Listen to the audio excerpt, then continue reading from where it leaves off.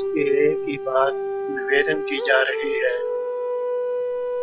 कि सबको जीते जी अपनी आत्मा का मंगल और कल्याण कर लेना चाहिए।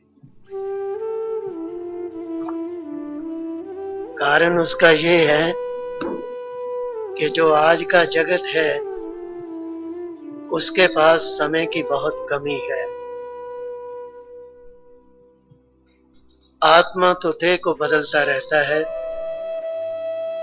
हमारी आत्मा ने हमारे शरीर को एक न एक दिन अवश्य छोड़ना है और अगली देह भी धारण करनी है।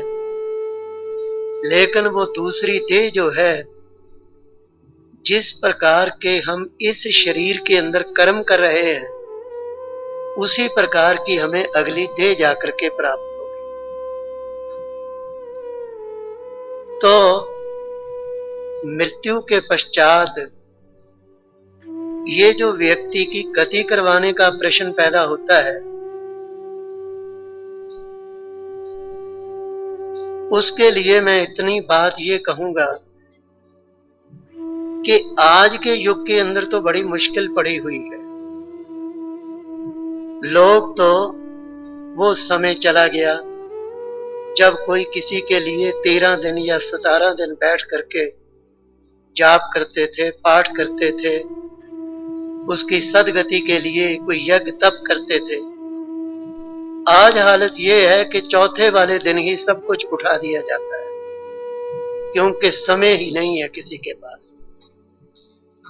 और मैं इस बात को अक्सर कहा करता हूं कि अपनी गति तो व्यक्ति को जीते जी कर लेनी चाहिए। अपनी संतान के ऊपर क्यों निर्भर करना, ये लंगड़ापन अपने अंदर क्यों रखना। अगर ये ज्ञान प्राप्त हो जाए कि मैंने इस दुनिया से एक न एक दिन रुखसत जरूर होना है, सदा तो किसी ने जीवित रहना नहीं, और जब मैंने दुनिया से जाना है, ना मेरे साथ मेरा पुत्र जाएगा, ना मां जाएगी, ना बाप जाएगा, ना पत्नी जाएगी, कोई भी रिश्ता नाता साथ नहीं जाएगा। तो उस समय व्यक्ति के साथ दो चीजें चला करती हैं। एक तो जो उसने जीवन के अंदर शुभ कर्म किए, अच्छे कर्म किए, और उसने परमेश्वर के नाम को जपा। क्योंकि शुभ कर्म जो है वो नाम के अधीन है। क्या मतलब? नाम के जाप के अधीन है। जब व्यक्ति राम नाम का जाप करता है, वो रोज करता है, तो उसके अंदर बुरे कर्म करने से अपने आप ही अपने अंदर नफरत पैदा हो जाती है। कई बार किसी बुरे व्यक्ति को लाख समझाओ, उस पर कोई असर नहीं होता। कैसे? नहीं, वो चिट्टा कोयला सारा साबन लाए। कोयला जो है वो काला है, आपका साबन तो खत्म हो जाएगा, कोयले को धोने लगोगे ना, लेकिन कोयला नहीं धुल सकेगा। तो इसके लिए महाराज ने ये बात कही कि बुरे व्यक्ति को जितना मर्जी ज्ञान दे दो, उसके ऊपर कोई असर नहीं पड़ा करता। लेकिन अगर वो राम नाम जपना शुरू कर दे, जाप करना शुरू कर दे, तो जाप के प्रभाव से वो बुराई का अपने आप त्याग करना शुरू कर देता है। उसके अपने अंदर ग्लानि पैदा हो जाती है। उसको ज्ञान प्राप्त होता है कि एक दिन इस दुनिया से रुखसत होना है और फिर मुझे इसका हिसाब किताब भी चुकाना है। तो व्यक्ति के साथ कर्म चलता है जो उसने किए, अच्छे या बुरे, जिसके आधार पर आत्मा ने अगला चोला ग्रहण करना है। जपा हुआ नाम उसके साथ चलता है, जो उसको सदगति देता है, ऊंची गति को प्राप्त करता है। तो इसलिए हर व्यक्ति को अपनी आत्मा का कल्याण जीते जी कर लेना चाहिए, और उसका एकमात्र उपाय है राम नाम को ग्रहण करना। प्रातः काल, सायं काल, जो समय जिसको अनुकूल हो, राम नाम जपते जाना। राम नाम की ये बड़ाई है कि जो भी कोई इसको जपता है उसकी बुराइयां दूर होनी शुरू हो जाती हैं, और ऋग्वेद कहता है कि उसके अंदर सद्गुण पहले पैदा होते हैं, क्योंकि वो फिर भी जपता चला जाता है, इसलिए उसके अंदर सद्गुणों की अंत समय तक वृद्धि होती रहती। तो महाभारत क्या कहती है? महाभारत में यह निर्णय दिया गया भीष्म पर्व के अंदर कि गुण से ऊंचा व्यक्ति हुआ करता है, ना तो किसी जाति से कोई व्यक्ति ऊंचा है, ना कोई धन दौलत से ऊंचा है। ऊंचा व्यक्ति गुणों के कारण होता है। स्वामी जी ने भक्ति प्रकाश में महाभारत की यह बात लिखी हुई है कि गुण से ऊंचा जन बने, नहीं वंश से काम, यादव कुल में जन्म ले, कंस गया यमधाम। व्यक्ति गुणों के कारण सबसे ऊंचा हुआ करता है, इससे वंश का कोई काम नहीं है। यादव वंश के अंदर भगवान कृष्ण ने भी जन्म लिया और यादव वंश के अंदर कंस ने भी जन्म लिया, लेकिन जो पदवी भगवान कृष्ण को प्राप्त है वो कंस को तो प्राप्त नहीं हुई।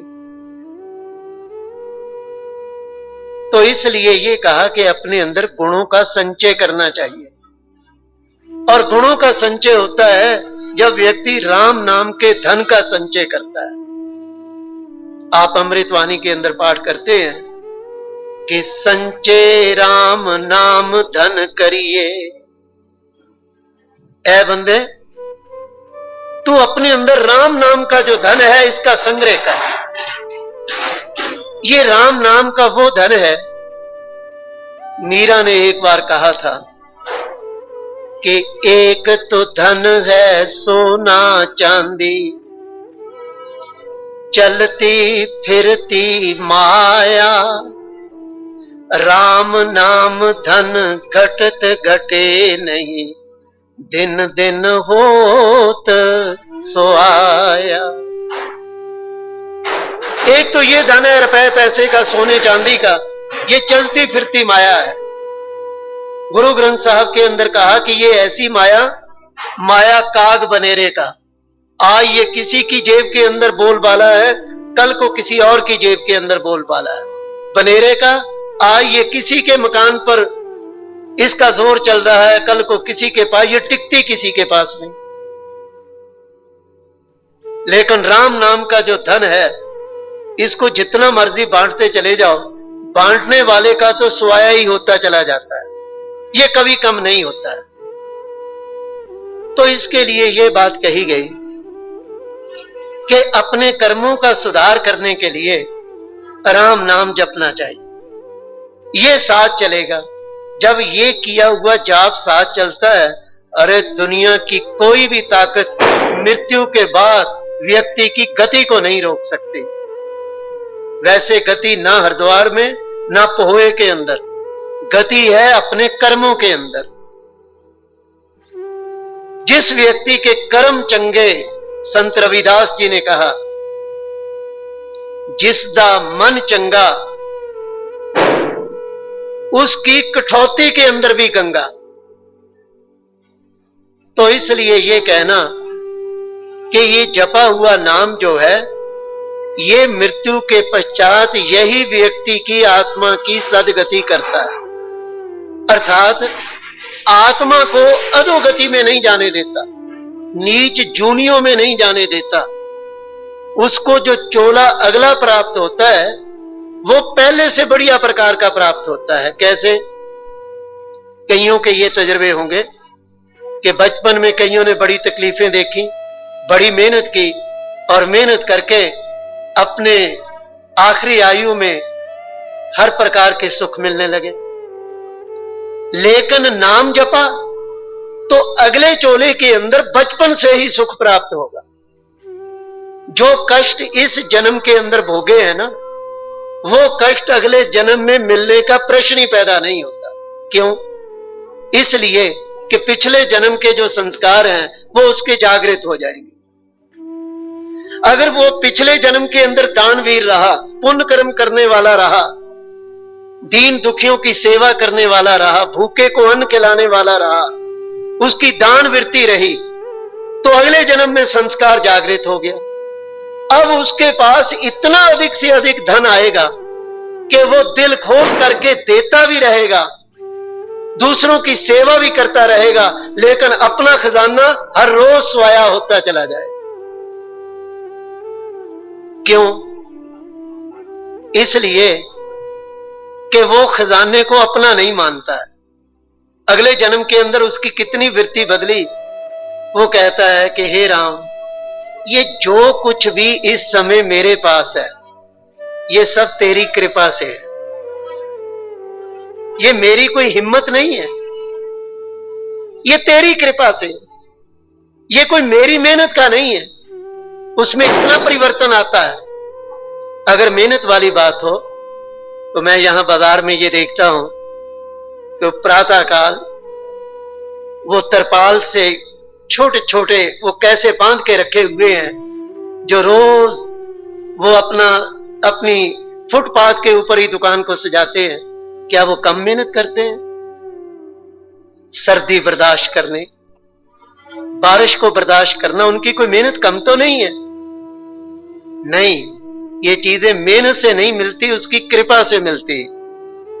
तो उसके अंदर ये ज्ञान आ गया कि प्रभु जो कुछ भी मेरे पास है ये सब तेरी कृपा से है। मेरा पुत्र आज्ञाकारी है, प्रभु ये तेरी कोई मेरे ऊपर विशेष कृपा है, ये तेरी मेरे ऊपर बड़ी भारी मेहर है। परिवार सारा अनुकूल है तो वो इसके लिए अहंकार नहीं करता, झुक करके रहता है। कैसे? जिस पेड़ को सेब का फल लग जाता है वो पेड़ झुकना शुरू हो जाता है, फलदार वृक्ष झुका करता है। इसी प्रकार से जो राम भक्त होता है वो झुक जाता है। झुकना क्या? कि वो ये मानता है कि ये जो कुछ मेरे पास है प्रभु ये तेरी कृपा से है। उसकी ये धारणा बनी और नतीजा उसका ये निकला कि वो और जीवन में आगे बढ़ता है और सुखों को प्राप्त करता है। तो इसलिए महाराज ने इस बात को स्पष्ट किया कि जीते जी अपनी आत्मा की सुध बुध ले लो। समय तेजी से चलता चला जा रहा है, देह में ही फंसे रहोगे, इसकी तो फूटी कीमत नहीं पड़नी, कौड़ी कीमत नहीं पड़ेगी। अपने ही प्यारे एक रात्रि फालतू घर के अंदर नहीं रखेंगे, घर से बाहर निकाला जाएगा, सीधा शमशान घाट का रास्ता। ये घर के अंदर शान शौकत है, इसलिए क्योंकि हमारी आत्मा हमारे शरीर के अंदर है। तो आत्मा की सुध बुध लेना, ऐसा करने से आत्मा का मंगल और कल्याण। मैं एक और बात भी उदाहरण के रूप में अक्सर कहा करता हूं, पता नहीं यहां भी कभी कही होगी, कि किसी व्यक्ति ने अपने घर का सारा सामान इकट्ठा करके सड़क पर रख लिया। तो उसके मिलने वालों ने देखा, पूछने लगे, भाई साहब आपने कोई नया मकान बनाया है, कोई मकान बदला है, ये सामान बाहर रखा है? कहने लगे इस घर को छोड़ दिया। अब कौन से घर में जा रहे हैं? जी वो तो अभी मैंने घर ढूंढना है। तो वो कहता है कि जब तक अगला घर ही नहीं मिला ये सामान भी सड़क के ऊपर रख लिया अपना। कहीं हमारी भी तो ऐसी हालत नहीं कि अगले घर का कोई प्रबंध नहीं किया और ऐसे ही आत्मा शरीर से बाहर निकल गई, ये कहां पर जाएगी? फिर उसको अपने कर्मों के आधार के चक्कर पर चलना पड़ गया। तो महाभारत के भीष्म पर्व में कहा, ऐ बंदे तू किसी के ऊपर डिपेंड नहीं कर, निर्भर नहीं कर, अपने परिवार के ऊपर भी नहीं। तू राम नाम को अपना संगी साथी बना और जीते जी अपनी क्रियाकर्म जो है वो खुद ही अपने हाथों से कर ले। अपने जन्म को तो स्वयं सुधार ले। और जो सुधार लेते हैं कैसे पता चले कि उसने जन्म सुधार लिया? तो संत कबीर जी की वाणी इस बात में प्रसिद्ध है, क्या कि जब हम आए जगत में जग हंसा हम रोए, ऐसी जैसी करनी कर चलो, हम हंसे जग रोए। दुनिया उसको याद करती है।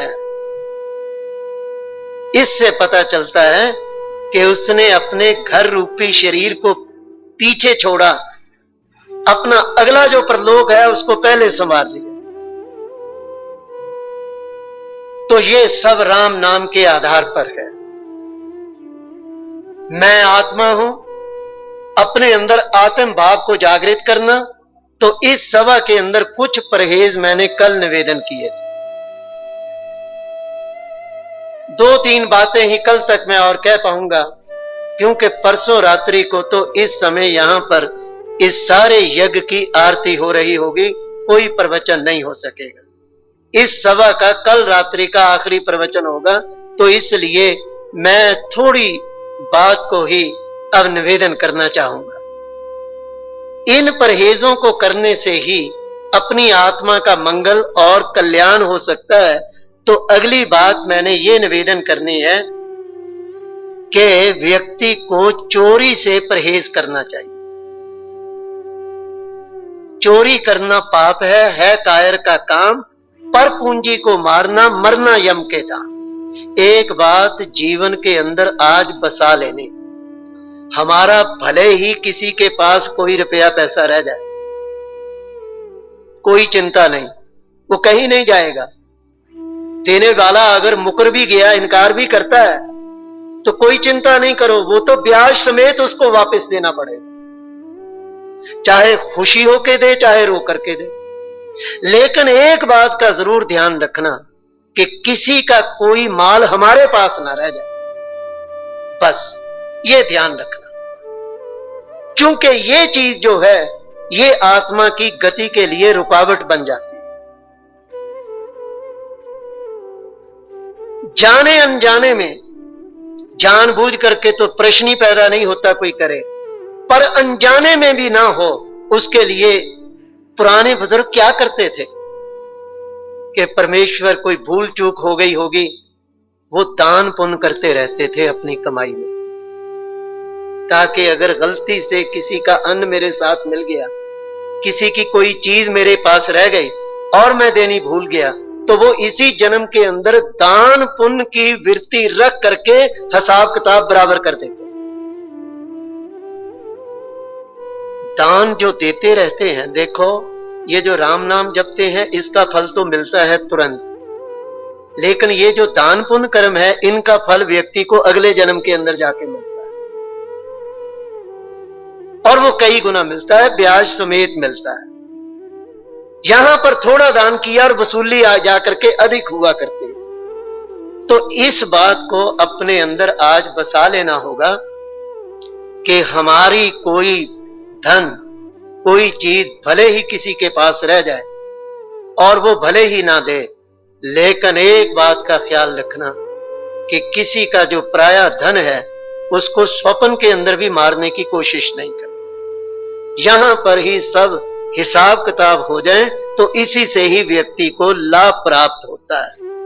तो महाराज ने कहा है कि पुरुषार्थ से खाइए रूखी सूखी याद, चिकनी चुपड़ी पाप से है खाना अपराध।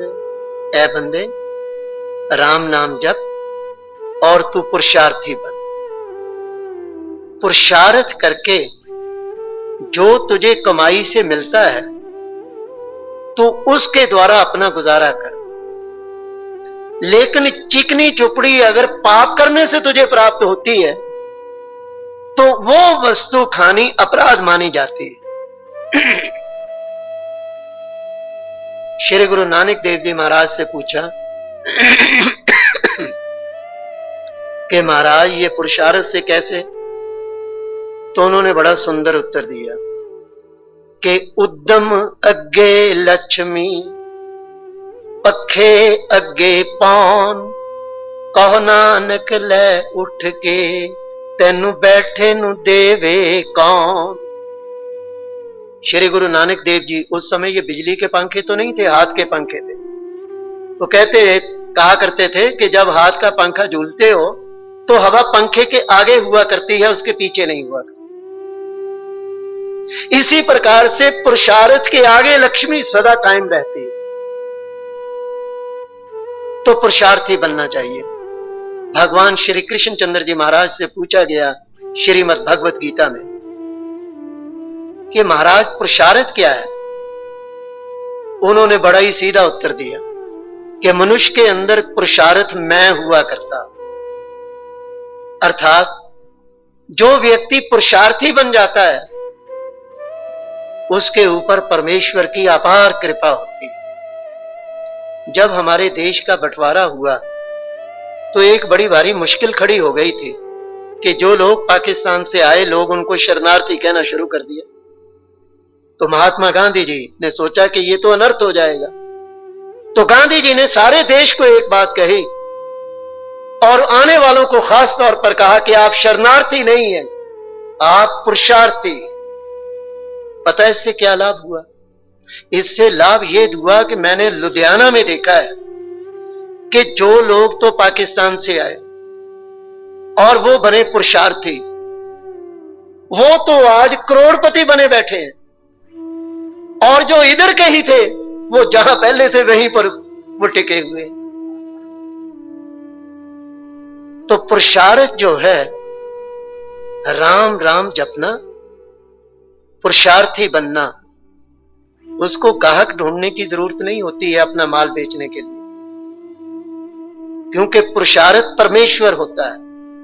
उसका काम काज दिन दुगनी रात चौगनी रफ्तार से बढ़ना शुरू हो जाता है। कई बार तो मुश्किल एक और खड़ी होती है, अनुभव के आधार पर कहता हूं कि भाई बस करो, लेकिन लोग नहीं जीने देते। क्या नहीं जीने देते? कि उस राम भक्त का लोगों के ऊपर विश्वास बहुत होता है। वो उसको मजबूर करते हैं कि नहीं जी ये तो आप जरूरी कर दो। तो उसकी इच्छा के विरुद्ध भी उसको अधिक धन की प्राप्ति होती रहती है। राज क्या है? राम नाम जपना और पुरुषार्थी बनना। जगत को क्या देखना है? जगत को जो बनाने वाला है उसकी ओर, उसको देखो। तो स्वामी जी महाराज ने कहा कि अपनी आत्मा की जागृति के लिए ऐ बंदे तू पुरुषार्थी बनना, पुरुषार्थ से खाइए रूखी सूखी आग। अगर पुरुषार्थ करने से तुझे सूखी रोटी मिली है, रूखी मिली है या आधी रोटी मिली है, वो तेरे लिए अमृत के समान है। चिकनी चुपड़ी पाप से है खाना अपराध। और यहां तक कहा कि चने चबा कर नाम जप, यदि घी दूध न पाए, पर के मोहन भोग पर लार नहीं टपकाए। तुझे चने चबाने के लिए मिले हैं तो वो खाकर के राम नाम जपेगा, वो चने तेरे लिए बादाम का काम करें। और दूसरा बादाम खा रहा है लेकर अंदर से जल भी रहा है, घर में लड़ाई झगड़ा भी है, वो रोज फल भी खाता है, दूध भी पाता है, दूध भी पीता है, लेकिन उसका मुख वो मेंढक की तरह बना रहता है, चेहरे पर नूर ही नहीं आता। क्यों? क्योंकि अंदर आग लगी रहती है, जलन, ईर्ष्या की, द्वेष की, काम की, क्रोध की, लोभ की, मोह की, अहंकार की। और नाम जपने वाला जो है वो रूखी सूखी खा करके भी वो सुखी रहता है।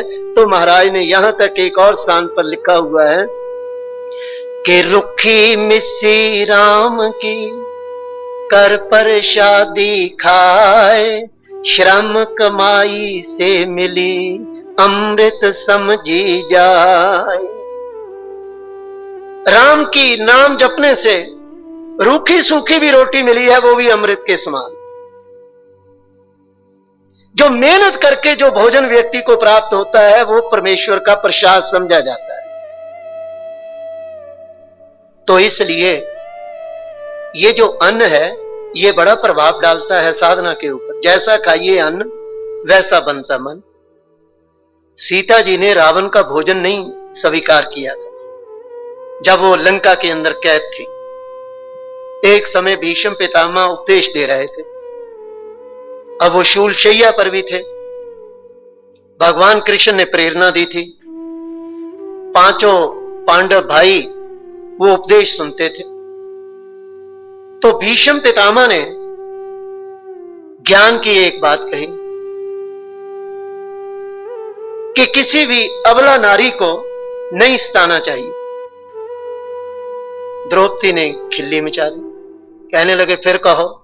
उन्होंने फिर कहा, द्रौपदी ने और खिल्ली मचाई, फिर कहो। भीष्म पितामह ने फिर कहा, कहने लगे कि उस समय आप कहां पर थे कि जब धृतराष्ट्र के दरबार में दुर्योधन के हुक्म से मुझे नग्न किया जा रहा, उस समय आपका ज्ञान कहां पर था? भीष्म पितामह ने कहा कि द्रौपदी तेरा ज्ञान अधूरा है। क्यों? तुझे पता नहीं कि उस समय मैं अन्न किसका खाता था? अन्न दुर्योधन का खाता था। और अब मैं उसका अन्न नहीं खा रहा। तो जिस प्रकार का अन्न व्यक्ति खाएगा उसका उसी प्रकार का मन हो जाएगा। तो अगर बेईमानी की कमाई का अन्न खाएंगे तो आत्मा का क्या कल्याण होगा, उसका क्या मंगल होगा। तो इसलिए यह कहा कि पुरुषार्थी बनना। आपको मैं ये सीधा रास्ता बताता हूं उन्नति करने का। कारोबार में उन्नति करना चाहते हो, बड़ा सीधा रास्ता। आज से ये मान लेना कि ये दुकान मेरी नहीं, ये मेरे राम की है। मैं कौन हूं? दिन भर तो अपने को यही समझते रहे ना कि इस दुकान का मैं मालिक हूं। लेकिन राम मंदिर से ये उपदेश लेकर के जाना कि ये दुकान मेरे राम की है। मेरा राम कहां पर है? जो नाम दीक्षा द्वारा मेरे अंतःकरण के अंदर स्थापित हो चुका है। वो व्यक्ति अपनी छाती पर हाथ, पहले छाती पर दो प्रकार से ही हाथ रखते हैं। एक व्यक्ति अपनी छाती ठोर के कहता है कि ये मैंने किया है, ये तो है अहंकार।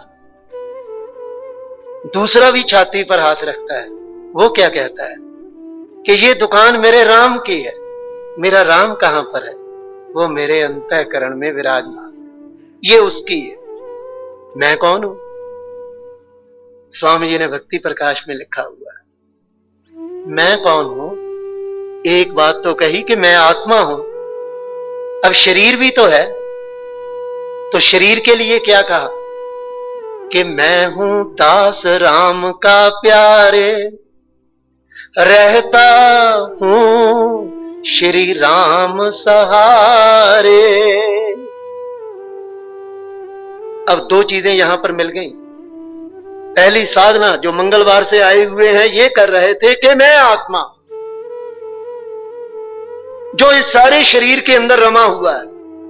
आज दूसरी साधना पर पहुंचे कि ये जो शरीर रमा हुआ है ये क्या है? ये शरीर राम का दास है, राम का सेवक। ये शरीर राम का दास है। ये शरीर किसके सहारे पर रहता है? श्री राम के सहारे पर। अब कर रहा है शरीर काम। ये किसका काम कर रहा है? जो दुकान का मालिक है। मालिक कौन है? वो राम है। राम मेरे अंतःकरण में विराजमान है। शरीर मेरा राम का दास है। तो फिर शरीर से दुकान पर बैठ गए, फैक्ट्री में बैठ गए, उदाहरण के रूप में ये सारी चीजें हैं। तो वहां पर जो काम है कि हरि का काम करूं दिन राति, ये जो मैं काम कर रहा हूं ये मैं अपने राम का कर रहा। तृष्णा मुझे कभी न सताती। जब ये भावना आई तो व्यक्ति की तृष्णा जो है वो उसकी नष्ट हो जाती। सबर सबूरी नान का, इतना अंदर से उसको शांति प्राप्त हो जाती है कि उसके अंदर किसी प्रकार का भी तो फिर प्रलोभन नहीं आता है। वो मस्ती के अंदर रहता है, आनंद में रहता है। कुरान शरीफ के अंदर कहा गया कि हे अल्लाह ताला मैं तेरी रजा में रहता हूं इत्यादि। तो नतीजा उसका क्या है? नतीजा उसका यह है कि स्वामी जी महाराज ने कहा कि जो राम का काम है वो कैसे कम हो सकता है? उसके अंदर तो फिर विस्तार होता है। लेकिन भक्त वो झुका रहता है और अपनी संतान को भी ये उपदेश देता है कि जीवन में अगर उन्नति करना चाहते हो तो जो मैंने किया है उसके अनुसार चलोगे, घर के अंदर किसी पदार्थ की भी कमी नहीं होगी। स्वामी जी ने एक और अगली गारंटी दे रखी है इस साधना की। अब इसको फिर थोड़ा रिपीट कर देता हूं, फिर तब समझ पाओगे। ये घर किसका है? मेरे राम का है। बहनों के लिए कहता हूं, घर के अंदर जो बुजुर्ग हैं ये मेरे राम की जीती जागती मूर्तियां हैं। सबके अंदर परमेश्वर है। ये दुकान मेरे राम की है और राम मेरे अंतःकरण में है। नाम दीक्षा द्वारा उसकी स्थापना हो चुकी है। और ये जो मेरा शरीर है ये मेरे राम का दास है, राम का सेवक है। तो शरीर से जो मैं बैठ करके काम काज करता हूं, बहनें शरीर से जो अपने घर का काम काज करती हैं, ना वो सास के लिए है, ना ससुर के लिए है, ना देवर के लिए, ना जेठ के लिए, ना पति के लिए, ना पुत्र के लिए, वो अपने राम की पूजा कर रहे हैं। वो काम क्या समझ करके करना कि ये मेरे राम की पूजा है। शांत वातावरण घर का हो जाएगा और उधर कारोबार के अंदर वृद्धि होती चली जाएगी। अब मैंने ये भी बात आकर के आखिर में जाके कह दी कि उसको तृष्णा कभी नहीं सताती। स्वामी जी ने भक्ति प्रकाश में फैसला दे दिया, हरि का काम करूं दिन राती, तृष्णा मुझे कभी न सताती। तो तृष्णा तो मिट गई, वो नहीं सताती, लेकिन जरूरतें तो जिंदगी के अंदर पड़ी रहती है ना। तो उसको अगली स्टेज तुरंत प्राप्त हो जाती है कि जो जन हरि के हो रहे, आप हो जाएंगे, ऐसा करेंगे तो आपको क्या कुछ और मिलेगा कि जो जन हरि के हो रहे, हरि की करते कार, योग क्षेम उनका सभी करता हरि संभार। जो हरि का हो गया। भगवान को हरि पता क्यों कहा? दुखों को हरण करने वाला, इसलिए प्रभु को हरि कहा गया। वास्तव में वो एक राम ही है, उसी के अनेक नाम चलते हैं। जो व्यक्ति राम का हो गया और काम राम की पूजा समझ करके कर रहा है, कोई किसी पर एहसान नहीं। घरों में तो लड़ाई झगड़े ये है कि जी यहां पर तो पिट पिट करके मरते जाओ, सारा दिन घर का काम करो, कोई फूटे मुंह से भी एक शब्द तारीफ का नहीं कहता है। चल सास और बहू में झगड़ा खड़ा हो। ऐसे ही पुरुषों में ये झगड़े। लेकिन अरे आत्मा का कल्याण करना है ना, तो फिर कोई किसी के लिए नहीं करता, वो तो अपने राम के लिए करता है। बदले में वो एक शब्द भी तारीफ का नहीं सुनना चाहता। जिनको इन कानों से अपना यश सुनने की आदत पड़ जाए वो बड़ी जल्दी गिर जाया करते। फिर वो इन कानों से अपने खिलाफ एक बात भी नहीं सुन सकते। और राम भक्त जो होता है उसे फर्क ही कोई नहीं पड़ता। वो अपने कानों को बंद कर लेता है। अगर कोई उसको ये कहे कि जी आपकी कृपा से हुआ, वो ये कहता है कि मेरी कृपा से क्या होना, वो जो आपने राम नाम जपा इसलिए आपके ऊपर ये कृपा हो। क्योंकि वो अपने अंदर अहंकार को नहीं आने देगा। तो जो राम का हो गया, अब कारोबारी प्राणी दुकान के ऊपर बैठ के काम या ऑफिस के अंदर काम कर रहा है, ये समझ करके कि ये मेरे राम की पूजा है। राम जाप है, कर्म आराधन अमृतवाणी में लिखा कि अपने कर्मों के द्वारा राम नाम के जाप करके उसकी पूजा करना। भगवान ने 18वें अध्याय में भी यही कहा है कि तू अपने कर्मों के द्वारा मेरी पूजा करके जल्द सिद्धि को प्राप्त हो जाए। कर्म करता जा बुरे, और थाली में ज्योति लेके पुष्प लेकर के तू भगवान की पूजा करता चला जा। क्या वो तेरी पूजा को स्वीकार कर लेंगे?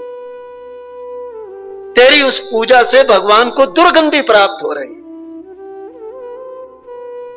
तो इसलिए भगवान को किसी की चमड़ी प्यारी नहीं है, बंदे का कर्म प्यारा है। तो जो जन हरि के हो रहे, हरि की करते का, योग क्षेम उनका सभी करता हरि संभाल। तो राम फिर क्या करते हैं? योग के अर्थ ये होते हैं कि अप्राप्त वस्तु की प्राप्ति। मानो हमें किसी चीज की जरूरत है, अपना बच्चा बहुत आगे पढ़ना चाहता है और एडमिशन दिलाने के लिए 6 लाख 7 लाख रुपया देना पड़ रहा है, वो ऐसे कोई एडमिशन नहीं देते। और बच्चा पढ़ना चाहता है, अपने पास है नहीं, वो मिल जाए तो बच्चे का भविष्य बनता है। अप्राप्त वस्तु की प्राप्ति, जिससे भक्त का कल्याण होना है, उसका प्रबंध परमेश्वर स्वयं करता है। वो विधि का विधान ऐसा बनाता है कि उसको जिस समय जरूरत पड़ती है उस समय कोई ना कोई विधि बन जाती है और उसका काम चल जाता है। क्या ये कोई मामूली बात?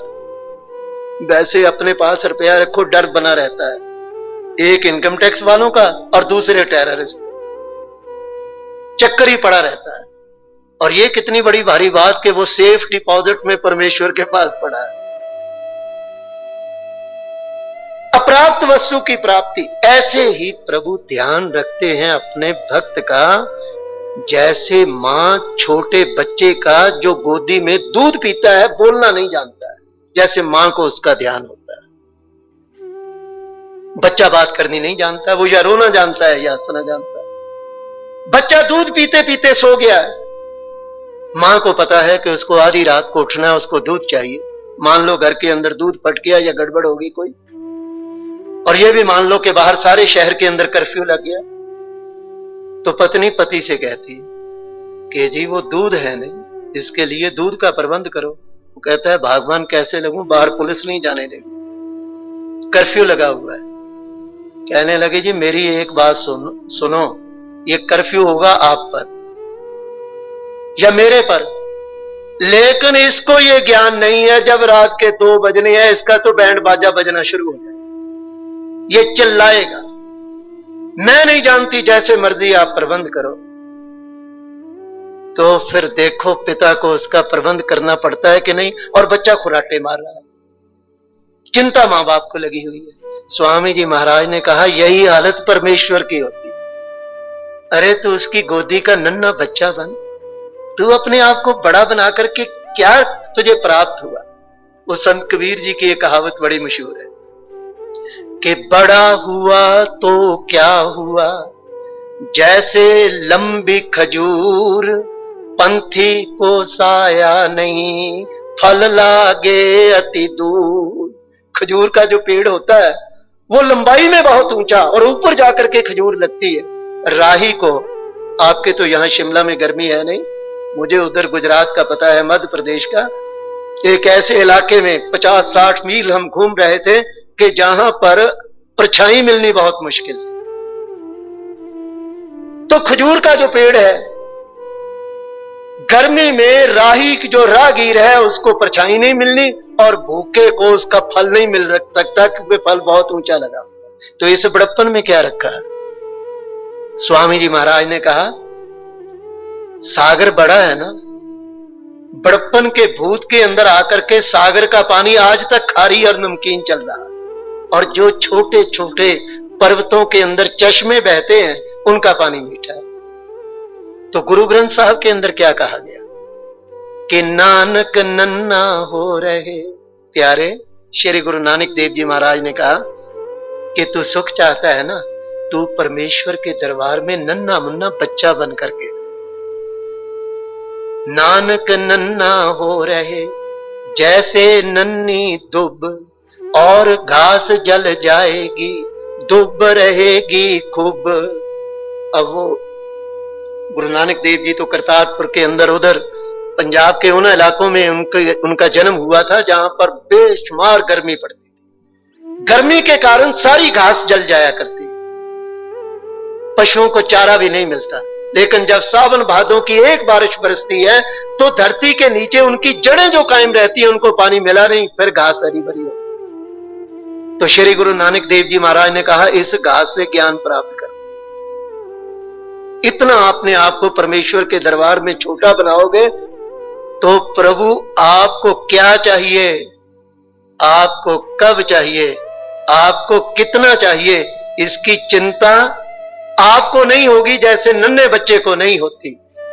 उसका विधान माता पिता करते हैं और भक्त का विधान भगवान किया करता है। फिर है क्षेम कि जो वस्तु उसको दे दी गई है ये चोरी नहीं हो जाए। उस वस्तु को दे करके उसकी रक्षा भी वो आप ही किया करता है। तो इतना बड़ा ये लाभ प्राप्त होता है जो व्यक्ति को परमेश्वर के दरबार से प्राप्त करना चाहिए। इस चीज को बहनों से कहूंगा अपने घरों के अंदर, भाइयों से कहूंगा कामकाज के अंदर, आज से श्री राम मंदिर का ये प्रसाद लेकर के जाओ। दूसरा प्रसाद तो रोज ही लेते हो, वो तो आप बहुत देर से ले रहे हो, पर जो असली प्रसाद है इस मंदिर का वो आज से लो।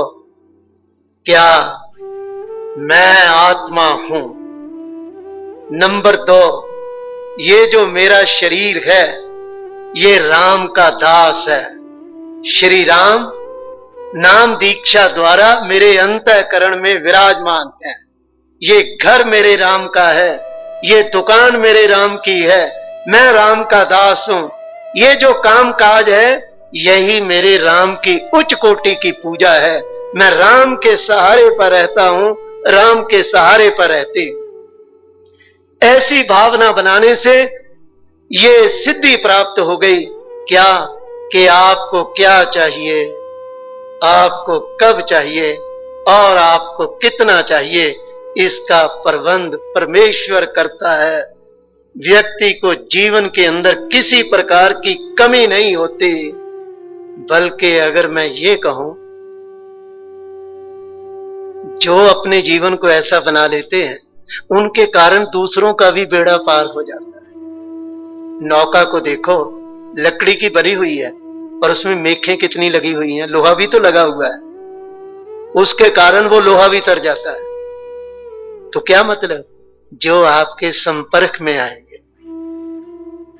आपके मिलने जुलने वाले, आपके रिश्तेदार जो आपकी बात मानने वाले हो, उनका भी बेड़ा पार हो जाएगा। जब आपको बढ़ता फूलता देखेंगे और आप उनको ये बताएंगे कि भाई तू भी राम नाम जपा कर, तेरे ऊपर भी इसी प्रकार से कृपा होगी, तो आपकी संगति से जैसे खरबूजे को देख करके रंग पकड़ता है, ऐसे ही राम भक्त को देख करके उसके मेल मिलाप से दूसरों का भी बेड़ा पार हो जाया करता है। अगली बात